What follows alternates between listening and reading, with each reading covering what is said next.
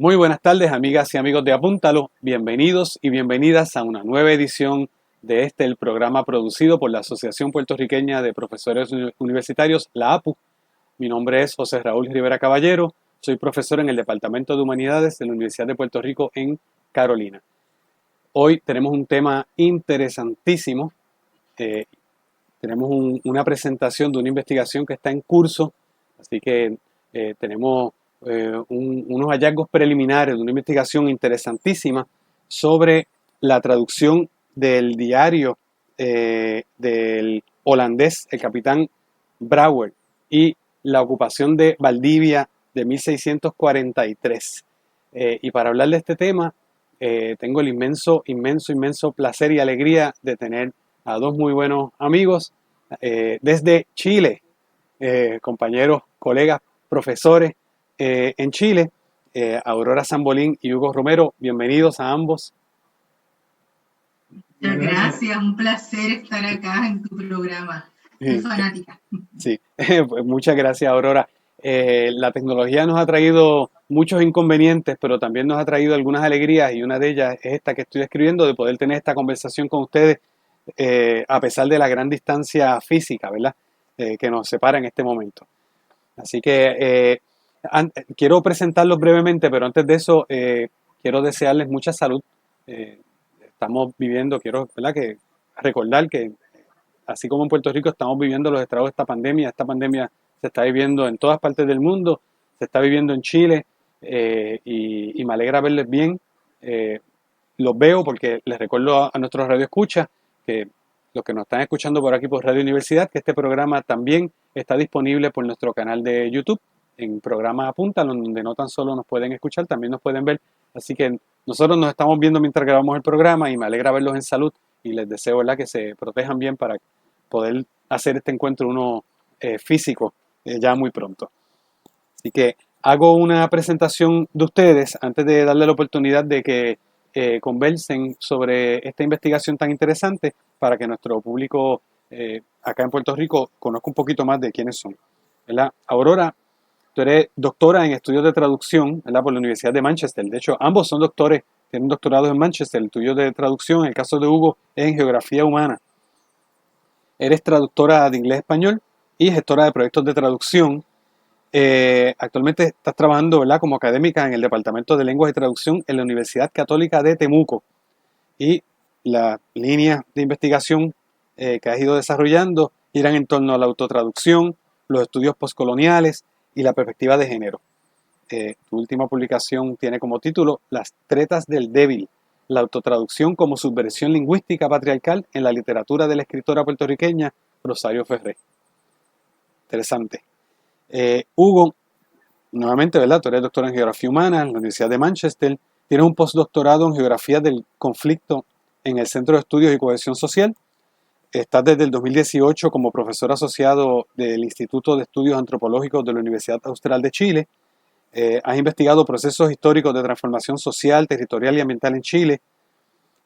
Has sido investigador responsable y co-investigador de fondos del Ministerio de Ciencias de Chile, de la British Academy y de fondos internos a las universidades.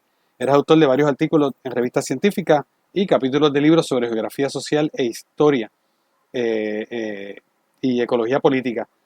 También fuiste coeditor del libro Agua y disputas territoriales en Chile y Colombia, publicado por la Universidad Nacional de Colombia en el 2018. Así que esto es un poquito de información sobre ustedes antes de comenzar a hablar de este tema, que es la información sobre esta investigación que ustedes ya están comenzando a presentar. El título de la investigación completo, me corrigen si lo tengo mal, pero me parece que es una traducción del fin del mundo, la exploración holandesa del capitán Brouwer y la ocupación de Valdivia de 1643 en las versiones inglesas y chilenas del diario de viaje. Estamos bien, ¿verdad? Correcto, sí. Entonces, quiero que me hablen de esta investigación. ¿De dónde surge esta investigación? Antes de entrar en la carne, en el contenido, ¿cómo surge esta investigación? Eh, Surge porque el año 2004 una planta de celulosa en la región de Los Ríos, donde está Valdivia, generó un daño ambiental sobre un humedal que a su vez es santuario de la naturaleza. Como consecuencia de esto, entonces, el Estado chileno, junto con organizaciones ambientalistas, demandaron a esta empresa por el daño ambiental. Esta empresa se comprometió, entre otras cosas, a financiar investigación. Entonces, en ese contexto es que yo postulo a un proyecto para poder conocer la historia del humedal del río Cruces, que también es santuario de la naturaleza. Dado que cuando empecé a hacer investigación, lo primero que encontré, o lo primero que me llamó la atención del humedal, es que tiene un castillo. Y por tanto, la pregunta fue, ¿qué es lo que hace un castillo en medio de un humedal? Y ahí entonces empezamos a tirar el hilo de la investigación y empezamos a enterarnos de que lo que hoy día es un santuario de la naturaleza, hace 500 años atrás era el territorio de colonización española y uno de los más ricos del sur del continente americano, donde estaban las minas de oro y plata. Entonces empezamos a hacernos más preguntas. ¿Qué es lo que hace el castillo ahí? Y ahí nos enteramos entonces que el castillo pertenece a una estrategia de reforzamiento de la presencia española en el sur de Chile para proteger el Pacífico Sur y el estrecho de Magallanes de los enemigos europeos. Entonces fuimos un paso más allá para saber cuáles eran esos enemigos europeos. Y algo que yo al menos desconocía hasta hace un par de meses atrás, es la presencia de los holandeses en la parte sur de América, y específicamente la ocupación que hacen los holandeses de la ciudad de Valdivia a fines de agosto de 1643. Entonces ahí le comento a Aurora que he ido encontrando algunas traducciones, y que me parece que hay dos traducciones que son distintas, pero que no logro encontrar quiénes son los autores. Entonces con Aurora empezamos a buscar información y empezamos a encontrar más versiones. Y ahí dijimos, mira, aquí tenemos algo interesante. Aquí tenemos algo interesante porque no es una simple expedición militar. Y no es un simple problema geopolítico entre España y Holanda en esa época. Aquí hay otra cosa que está pasando. Y así fue como nos volvimos locos y aprovechando la pandemia y la imposibilidad de hacer el trabajo de campo, empezamos a llenar nuestros escritorios y computadores de crónicas, de traducciones, de imágenes, para intentar hacer esta película completa. Y en eso estamos. Por eso fue que llegamos a cómo se narra el fin del mundo y cómo entonces dialoga la geografía humana con los estudios de traducción. Y para añadir un poquito a lo que acaba de decir Hugo, en realidad yo iba a investigar en este periodo otra cosa que tenía que ver con los diarios de mujeres viajeras angloparlantes de Estados Unidos y de Inglaterra que habían venido a Chile durante los siglos XIX y XX, pero esa investigación requería que yo fuera a la Biblioteca Nacional a Santiago, y obviamente por la pandemia me vi imposibilitada. Así que cuando Hugo me habló de esta crónica maravillosa, yo enganché súper rápido, pues porque me daba la oportunidad de seguir investigando algo que además está relacionado con lo que yo venía investigando antes, que son las crónicas de los diarios de viaje. Esta es una investigación nacida en la pandemia. Sí. Nuevamente, la pandemia no es todo negativo, entonces nos está trayendo algunas que otras alegrías, ¿verdad?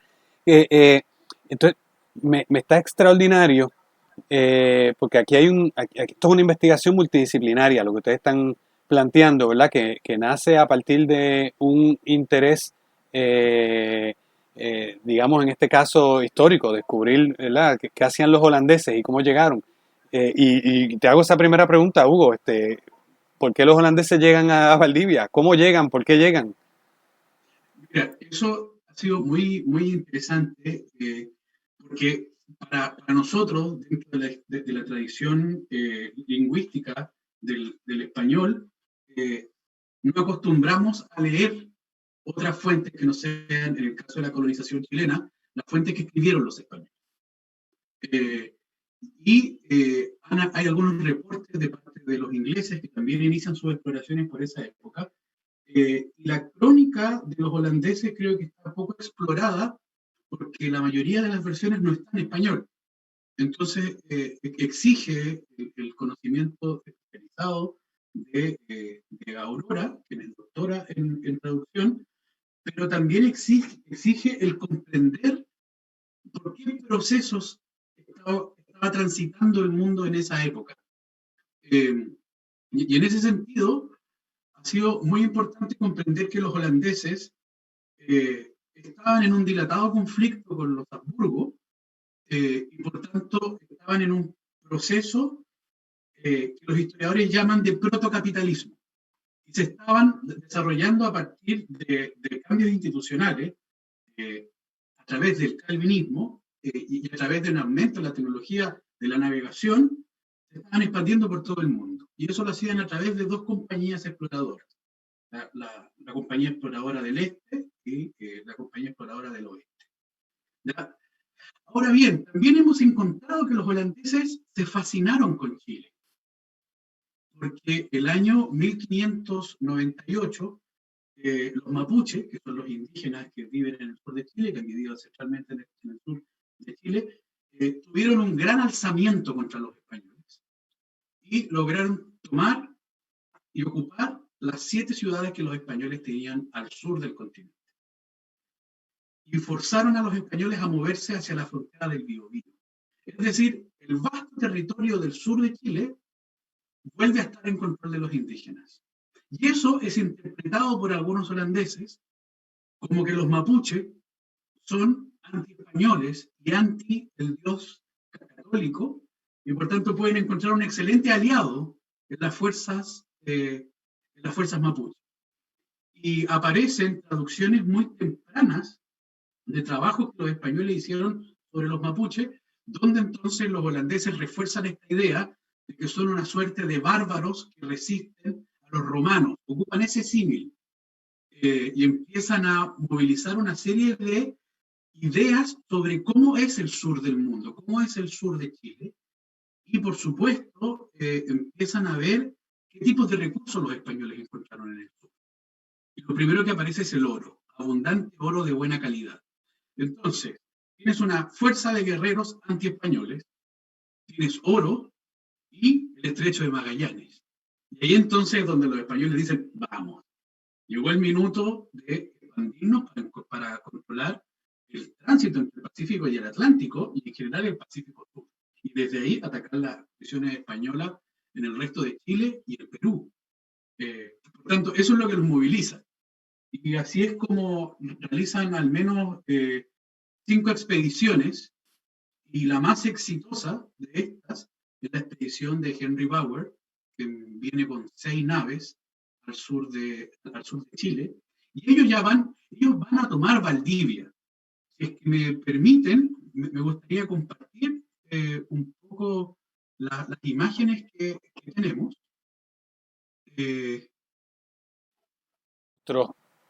Radio Escucha, en nuestra versión de YouTube vamos a estar compartiendo las imágenes, las vamos a describir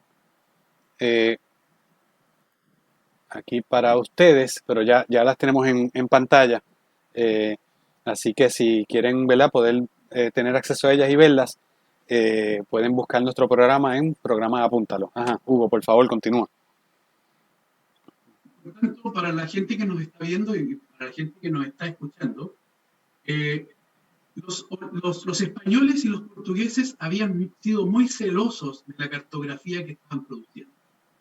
Sin embargo, a comienzos de 1600 empiezan a circular principalmente por Alemania y Holanda una serie de cartografías sobre el sur de Chile, probablemente producto del espionaje. Y es así como, por ejemplo, aparece esta de Debris, más o menos del 1620, donde se muestra, por ejemplo, la localización de Valdivia y de las principales ciudades que están al sur. ¿Verdad? Eso entonces demuestra que los holandeses se tomaron seriamente la idea de ocupar el sur de Chile y empezaron entonces a producir una serie de expediciones para completar esa cartografía, como por ejemplo esta que aparece en el manuscrito de Dietrich Reuters de 1627, donde ya se puede ver las casitas y la iglesia de lo que sería Valdivia. Y empieza a movilizarse toda la imaginación geográfica para poder llegar entonces a dicha ciudad. Y, por ejemplo, en 1640 ya existen descripciones bastante más detalladas, donde una de las cosas que más me llama la atención es cómo se mezclan los nombres españoles con los nombres propiamente indígenas, como por ejemplo el de la provincia de Guadalauquén. Por tanto, ya vamos viendo como en 1640 existe ya una descripción de lo que es el territorio del sur de Chile, y para 1643, entonces, después de la expedición, ya nos encontramos con un nivel de detalle, que es lo que a nosotros más nos ha llamado la atención, donde incluso se pueden contar las cuadras de la urbanización que existen en Valdivia. Ahí con la letra F, para la gente que está en la radio, podemos describir que es la forma que tiene el fuerte. Está en Valdivia, el fuerte español, y aparecen entonces contabilizadas 450 casas. Entonces, en ese minuto es donde nosotros pensamos, wow, aquí hay una historia que es muy importante poder revisar, poder comparar, y lo que nos llama mucho la atención también es cómo los holandeses alcanzan a poner, se ve muy poquito, pero para que la gente entienda, botes, y esos botes traen población indígena. Por lo tanto, las ciudades no están ni abandonadas ni perdidas. Esa es nuestra hipótesis. Lo que estás mostrando, ¿verdad? Que están los barcos europeos y esos botes pequeños, es lo que tú estás diciendo, que son como Están canoas. los barcos europeos con botes. Me voy a devolver hacia la imagen anterior. Sí, Canoas sí. que vienen de los ríos, que vienen de la cordillera de los Andes. Wow. Entonces, eso lo que nos muestra es, entonces, espacio bajo otra lógica, que no es la lógica de...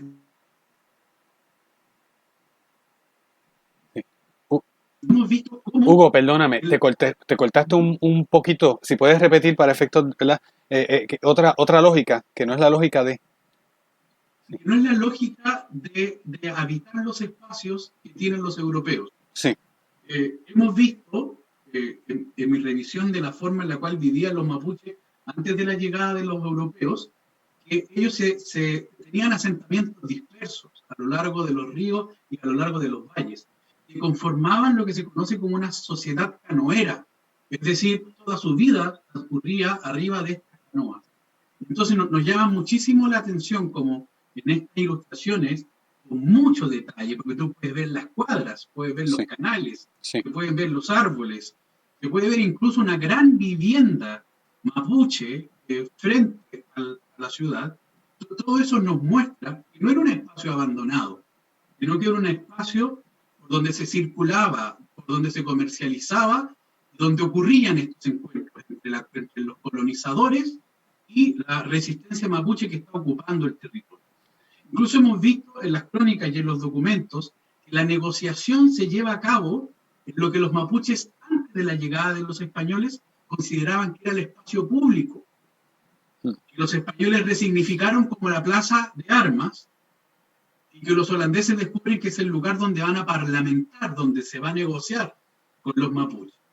Entonces hemos descubierto o hemos querido descubrir en esta circunstancia de pandemia una serie de documentos que nos sirven para poder entender de mejor manera la historia del sur de Chile desde ojos que no sean simplemente los ojos de los colonizadores o los ojos del imperio, sino que intentar ver cómo la historia indígena se cuela dentro de los relatos que se producen desde Europa, en este caso desde Ámsterdam o desde las imprentas de Frankfurt.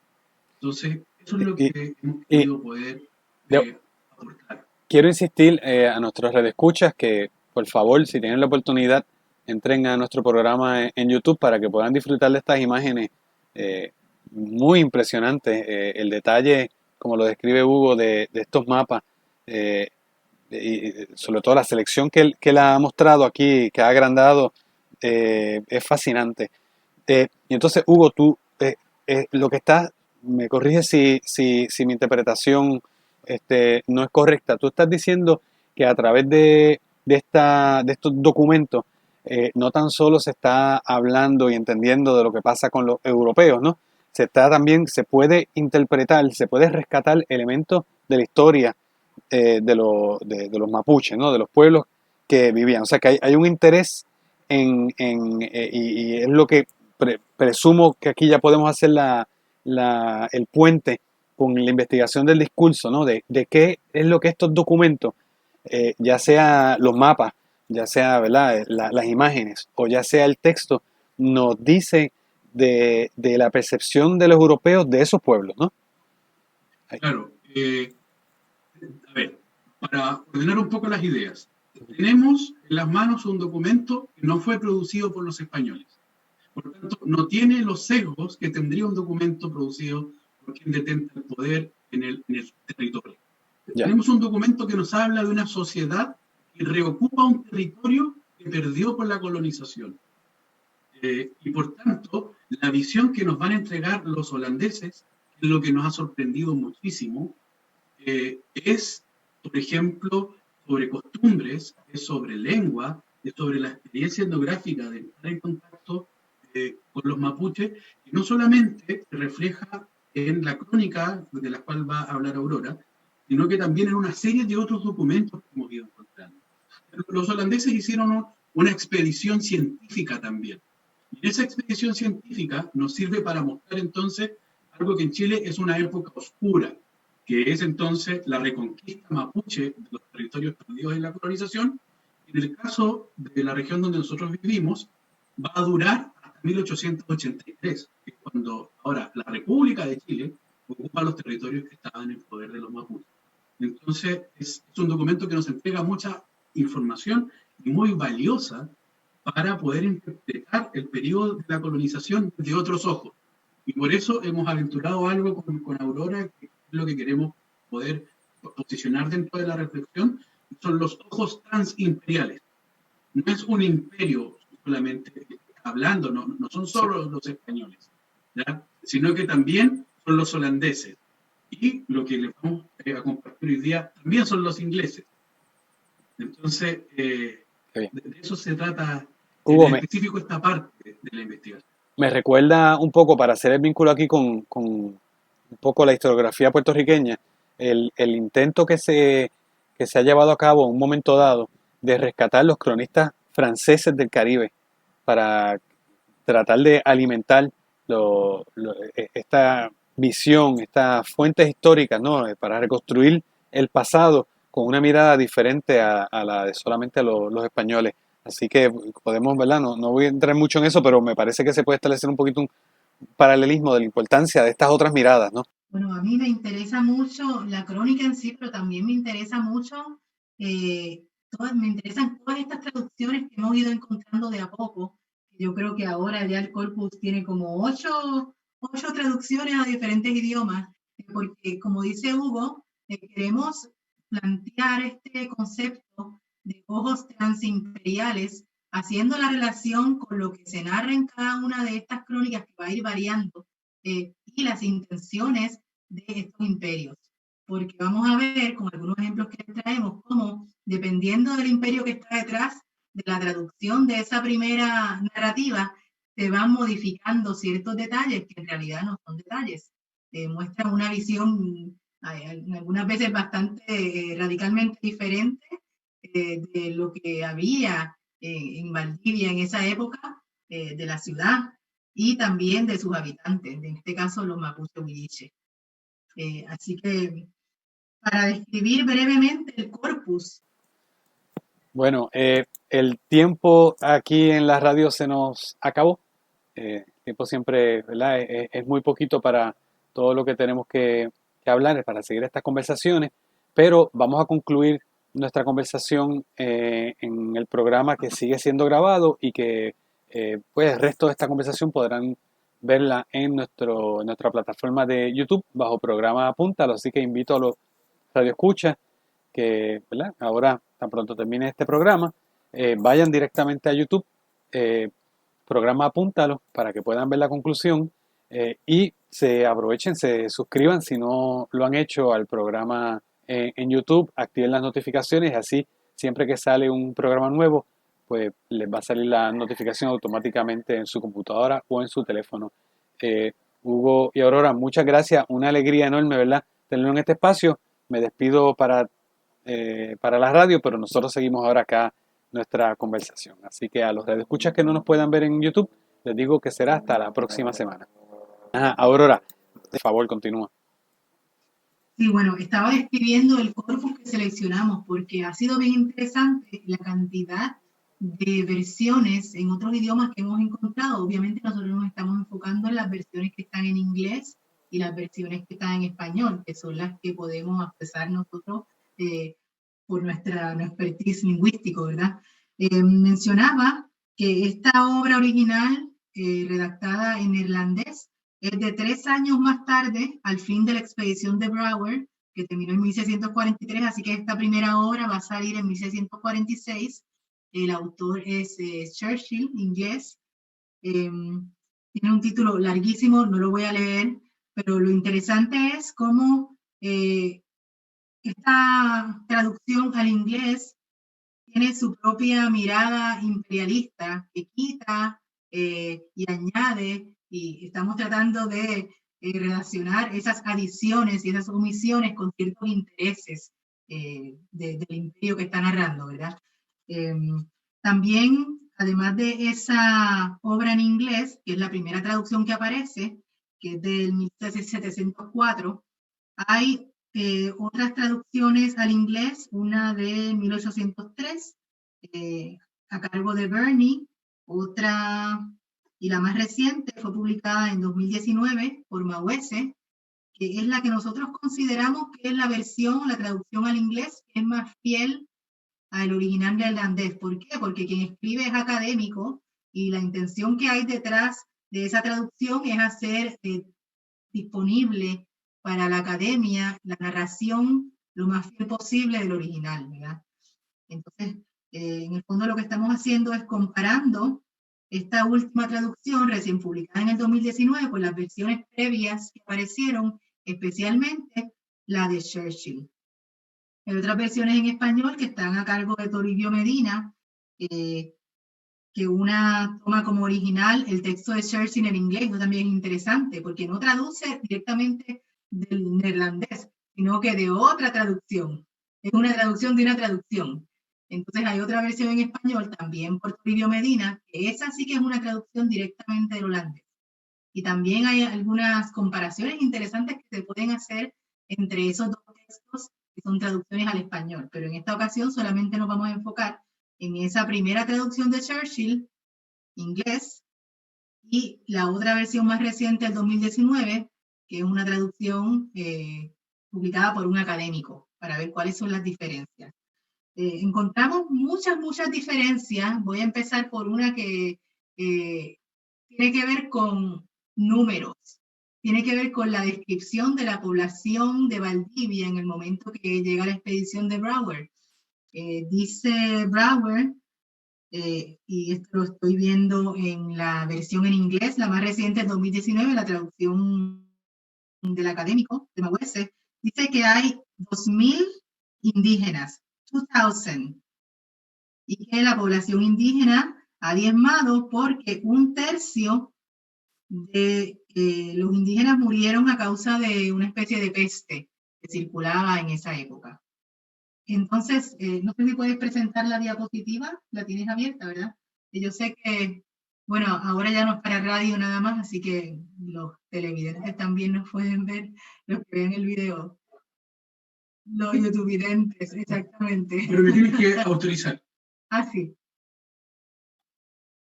Porque así yo puedo leer. Estos son los datos de Chiloé, ¿no? Ah, perdón, sí. Me corrijo que esta narración tiene que ver con Chiloé, no con Valdivia. Y que es antes de que llegaran a Valdivia.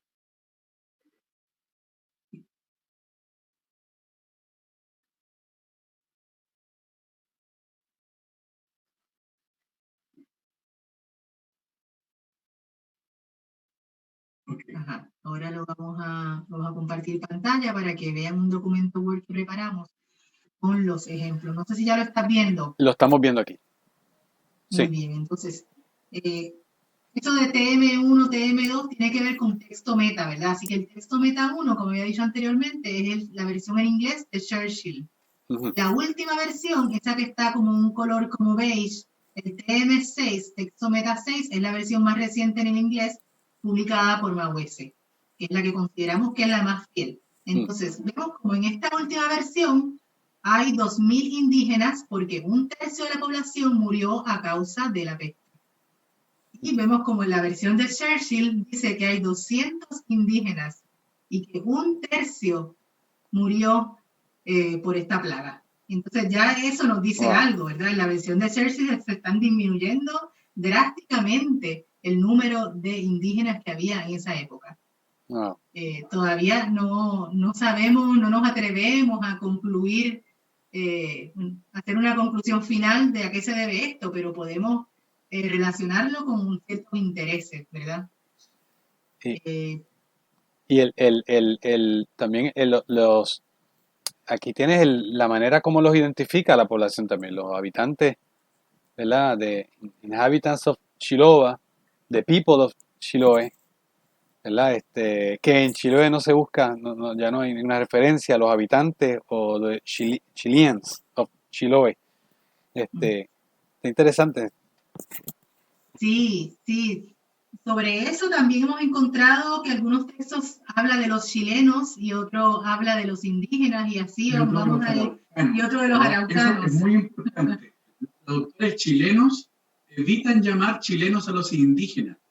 Entonces los llaman araucanos. Entonces contradicen los textos meta. Que llaman a los indígenas, los llaman chilenos. Entonces eso también es muy interesante porque hay un blanqueamiento de parte de los traductores chilenos. Hay un blanqueamiento de ellos mismos. Así que eso también es muy interesante. Claro, más adelante vamos a comparar estas versiones en español publicadas por Medina, que es chileno. Pero bueno, eso ya es para más adelante.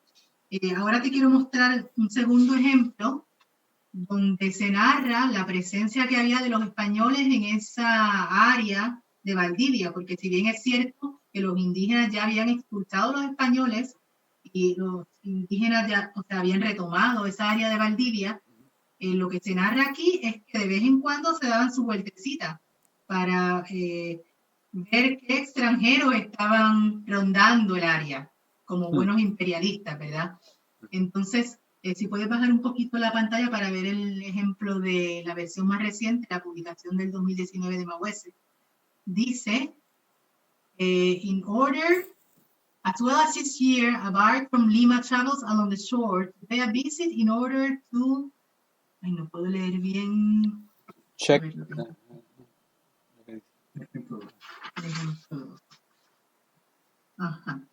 In order to check whether there are no enemy vessels in the vicinity. Así que habla de el enemigo. Vamos a ver como en la versión de Churchill, el texto meta 1, se habla de naves extranjeras, no enemigas. Entonces, eso también habla de un discurso diferente. Y también, claro, también hay una omisión bastante grande porque dice el texto de Mawese que entre esa última oración que describe lo que estaba pasando en las costas, la presencia y vigilancia de los españoles, hay un párrafo que describe otras ciudades importantes de la época como Santiago, Concepción, habla de Chiloé, Villarrica, Valdivia, y este párrafo que es tan importante se omite en la versión de Churchill. Él no está interesado en que los destinatarios del texto que creó conozcan esa información. Así que eso también habla del discurso que tenían ellos. Les pregunto, Matthew Restol, que es un profesor investigador especialista en la guerra México-española, ¿no? o conquista de México, él hace una crítica abierta entre otros historiadores, pero pienso en él porque de esos historiadores que recientemente yo sé que han vuelto a meter las narices en las crónicas para hacer una relectura de ellas. Y entonces él dice que él está convencido, ¿verdad?, de que hay un intento de propaganda, hay un objetivo propagandístico en muchas de estas crónicas. ¿Ustedes identifican esos elementos? ¿Eso podría ser una explicación para las omisiones y los añadidos? ¿O qué lectura ustedes hacen? Uno de nuestros colegas, que es especialista en el siglo XVI y XVII, sostiene que los holandeses, que son calvinistas, tienen otra percepción de lo que es el esfuerzo individual y el esfuerzo colectivo a la que tenían, por ejemplo, los católicos. Entonces, él nos imagina a los católicos haciendo una crónica como la que estamos revisando nosotros. Porque efectivamente, la que nosotros hemos visto, hay una suerte de propaganda, pero también hay una suerte de despliegue imperial distinto al que está en las crónicas españolas. Aquí uno ve ciencia, incipiente ciencia, ve geografía, ve antropología, ve etnolingüística. Es otro tipo de concepción de lo que es una exploración. No es un descubrimiento y una conquista solamente. Hay otra filosofía que está establecida. Claro, y yo por lo menos he podido apreciar que no se meten tanto en esta cuestión de que si los indígenas tenían alma o no tenían alma. Esa cuestión religiosa no está tan presente como en las crónicas españolas. Esto también podríamos decir por ahora, ¿verdad? O sea, que hay una visión también de mundo que se vincula a la visión religiosa, lo que ustedes están también Sí, claro. identificando. Ujú. Claro, por eso también es bien pertinente el concepto que estamos tratando de instaurar de los ojos transimperiales, ¿verdad? Que dependiendo de las características de los imperios van a ser estas diferentes miradas y que Chile, Valdivia serían narrados transimperialmente. Okay. Entonces, para seguir un poquito más, solamente tenemos 4 ejemplos, este es el tercero. Ujú. Aquí en este tercer ejemplo, si vemos primero lo que va a decir la última versión, aquí es más largo el texto, disculpen, pero aquí lo que queremos recalcar es la descripción que se hace de la ciudad de Valdivia. En rojo tenemos algunas palabras claves. Esta, que es la versión que podemos decir que es la más fiel al original, habla de una ciudad destruida. Dice que los españoles, que los indígenas mataron a todos los españoles, con excepción del gobernador, y habla de una ciudad que, a pesar de estar destruida, todavía tiene algunos muros. Dice, of this destroyed city, many large and strong walls were still standing. ¿Verdad? Por otro lado dice que it's a wild cover with trees and weeds that it no longer resembles a city. Pero es importante recalcar que ellos sí ven muros que todavía están de pie. No es una ciudad totalmente destruida, como lo que vamos a ver en Churchill, que vamos arriba. Vamos a ver que Churchill va a decir burn the town, va a decir que los indígenas quemaron la ciudad. Eso es diferente a decir que la destruyeron, ¿verdad? También hay una presentación un poco más bárbara de los indígenas. Por otro lado, habla de ruinas. There were as yet remaining some ruins of their ancient gates. Some ruins, no contrario a la versión que creemos que es la fidedigna, que habla de que las murallas todavía se pueden apreciar. Aquí habla de ruina, es muy diferente, ¿verdad? También, por otro lado, presenta a la ciudad como desolada. Dice, it was quite desolate, full of bushes and weeds, resembling more a wilderness than a city. Y otra cosa que encontramos muy, muy interesante es que en esta narración hay un encuentro entre los caciques y los holandeses, y los caciques le pedirían a los holandeses que desplieguen a sus soldados. Pero la razón de esta solicitud es diferente en todas las versiones. Vamos a ver en la última, la más reciente, la de Mauese, que dice, some of the caciques or commanders asked Lord Christensen if all the soldiers could soon come ashore with their weapons in order to get greeted and welcomed. Greeted and welcomed.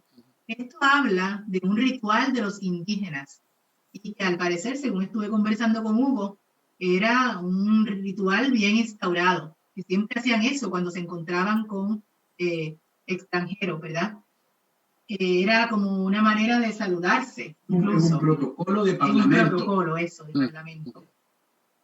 Entonces vemos como acá va a añadir Churchill algo que no está en el original, aparentemente. Dice, some of the caciques bewaredly of Mr. Christensen that he would order his soldiers to be drawn up in order of battle in their presence, to instruct the Chilefes in warlike exercises of which they were altogether ignorant. Aquí no se trata de un protocolo. Lo que dice Churchill es que los indígenas eran ignorantes en combate, querían aprender de los holandeses sobre sus armas y cómo las usaban. Entonces, eso es muy importante para nosotros, porque los mapuches huilliche en particular, se caracterizaron por ser excelentes guerreros. Sí. Y por expulsar a los españoles, son el único pueblo que expulsó a los españoles para mantener su autonomía y hasta el día de hoy siguen peleando. Entonces, es inimaginable que alguien diga que no tienen idea de cómo pelear con los españoles, porque recuperaron todo el territorio del Biobío al sur, defendieron las ciudades y frenaron para siempre la expansión española en el sur. Entonces, eso también es muy importante cómo se habla sobre los indígenas. Claro. ¿Quieres ir al último? Vamos al último ejemplo. Y ahí está el elemento, ¿verdad? Que yo hacía un poquito de referencia quizás de lo de la propaganda, ¿no? De minimizando un poco, ¿no? Transformando esa imagen del enemigo por justificaciones de políticas, ¿no? De conquista. Claro, y también despojándolos de su cultura, porque esto de que les pidan a los holandeses que se desplieguen, que como dice Hugo, es un protocolo de parlamento, es parte de la cultura de ellos. Entonces, al hacer énfasis más en los aspectos que tienen que ver con la guerra, con el salvajismo, también hay un discurso detrás, ¿no? Para minimizarlos, pero también para mostrarlos como casi como tan diferentes a los colonizadores, como no, casi no humanos, más bestializados, digamos. Bien, aquí hay otro ejemplo que tiene que ver con el tema lingüístico, por eso me interesa mucho también, porque, bueno, quizás Hugo puede hablar de esto un poquito más, pero lo que se conocía hasta ahora, según los historiadores, es que los mapuches en esa época no hablaban español. Claro, y como reacción, después de la expulsión de los españoles, solo se hablaba la lengua mapuche, el mapuzungún. Entonces, es muy interesante ver qué fue lo que encontraron los holandeses. ¿Cuál es la situación que los holandeses encuentran sobre esta población que supuestamente ha vuelto al barbarismo que existía antes de la colonización española? Claro, entonces este ejemplo nos va a mostrar esa mirada de que los indígenas no hablaban español. Si te fijas, Churchill también incluso lo va a decir, lo que se contradice con el siguiente ejemplo y último ejemplo que vamos a presentar, si vas un poquito arriba, dice, but neither he or not the old woman understanding the Spanish tongue. Y se refiere a una mujer y a un niño, al parecer era que habían sido prisioneros por los holandeses. Esa es la misma visión que se reproduce en el ejemplo del texto más reciente. Dice, the earlier women and children did not understand the Spanish language. Sin embargo, en el último ejemplo que vamos a presentar, bajo un poquito para que veamos la versión del 2019, un poco más. Dice, since none of them, the Dutch, understood Spanish. Es muy diferente. Lo que dice aquí es que los holandeses son los que no hablan español. Y aquí va a decir Churchill, there was not one among the Chilefes who understood the Spanish tongue. Aquí está, esto es exactamente el mismo párrafo. En la traducción Meta 3 dice, mira cómo se le agregan cosas a la traducción. Ni tampoco quien supiera hablar el araucano y la lengua española habría sido difícil encontrar alguno a propósito entre los valdivianos, porque ninguno entendía la lengua española. Fíjate cómo se agrega todo ese párrafo que no existe ni en la versión de 1701 ni en la versión de 1646 traducida recientemente. Ese párrafo no existe. Sin embargo, en la versión en español aparece agregado. ¿Ya? Y ahí entonces nosotros creemos que hay una radicalización, una salvajización de los mapuches huilliches muy fuerte, indicando que no hablan español, no tienen arte de guerra, y lo que nosotros hemos investigado es que la toma del territorio, la reocupación y la autonomía no significó necesariamente la desaparición de la lengua española, porque hubo muchos cautivos en el proceso de ocupación del territorio y mucho mestizaje. Entonces, probablemente se hacía un uso selectivo de la lengua, pero no que no existiera el español dentro del territorio indígena. Claro. Eso es muy cuestionable. Pero lo que también es muy interesante aquí es cómo, por ejemplo, en el ejemplo 1 dice inhabitable, ¿o no? Esto es inhabitable. The city being uninhabitable. inhabitable. Y aquí es, no, perdón, esta es que no está habitada, ¿verdad? No está habitada. Y aquí está inhabitable.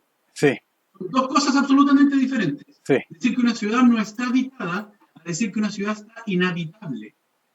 Entonces, si tú puedes ver, si nosotros triangulamos esta información de la crónica, la traducción, con la cartografía que se produjo, podemos ver la cartografía de Valdivia, que es claramente identificable que ahí hay una ciudad. Que tiene 450 casas, que tiene muros, está funcionando, entre comillas, que puede volver a ser habitada, porque no está destruida y no está quemada. Entonces, esas son las cosas que a nosotros nos quitan el sueño en los últimos días. Porque al parecer habría otra versión que se cuela entre las versiones imperiales.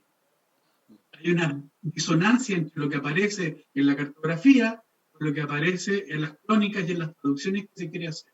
Claro, y es importante cómo se entrevé que los mapuches huilliches que existían cuando llegaron los holandeses eran mucho más híbridos de lo que se nos está presentando históricamente. Uh-huh. Entonces, probablemente hablaban mucho más español del que se nos ha dicho hasta ahora, que por razones también geopolíticas, ¿verdad? Se nos presenta en lo que nos han contado históricamente. Qué bien. Qué bien. Miren, y esta investigación no está concluida. Está en curso. No. Estamos recién empezando. Recién estamos empezando. Esto Wow. fue lo que encontramos en la primera pasada. Casi nada, casi nada.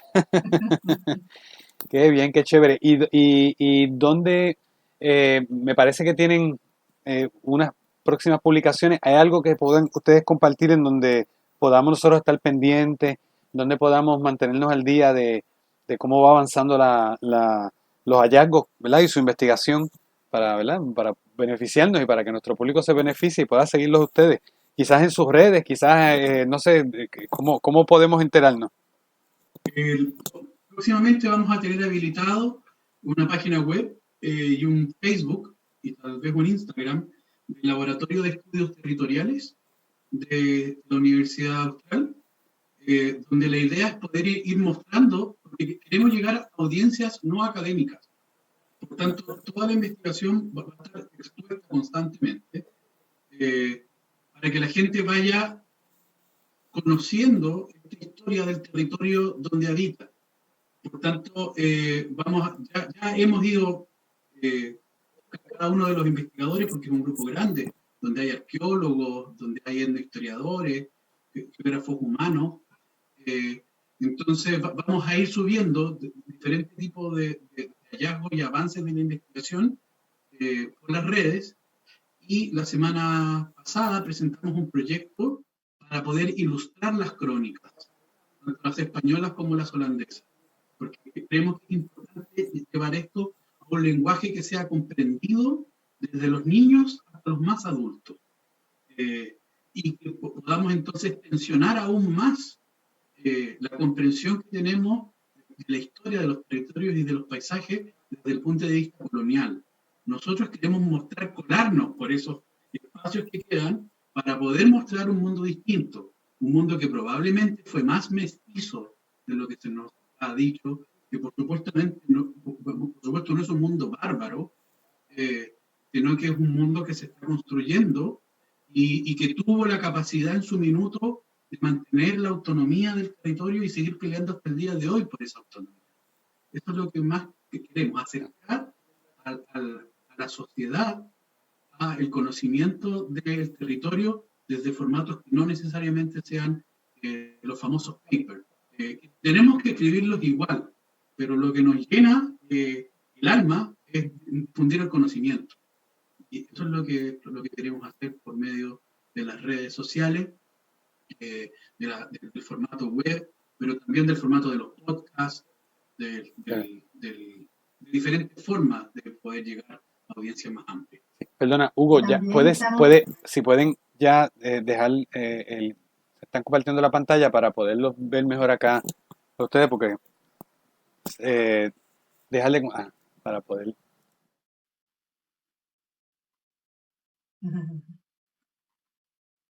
y que decía que estamos en el proceso de escribir los primeros hallazgos, a lo mejor van a enviarse a finales de mes, no sabemos cuándo se van a publicar, pero los podemos mantener al tanto. Yo los quiero felicitar porque de verdad que yo me he disfrutado mucho toda esta presentación de ustedes, he descubierto un montón de cosas, le agradezco por toda esta información, eh, tremenda investigación, tremendo proyecto, eh, y quiero estar pendiente, quiero que por favor me mantengan al tanto, nos mantengan al tanto y que puedan contar con este espacio para seguir presentando sus futuros hallazgos y futuras investigaciones también. Muchísimas gracias. Gracias, especialmente te quería dar las gracias porque me permites estar en contacto con mis colegas de Puerto Rico, algunos de ellos que son mis amigos, incluyéndote por supuesto. Así que espero que se interesen y que podamos seguir en este diálogo y saludos a mi familia, por supuesto, y a mis amistades.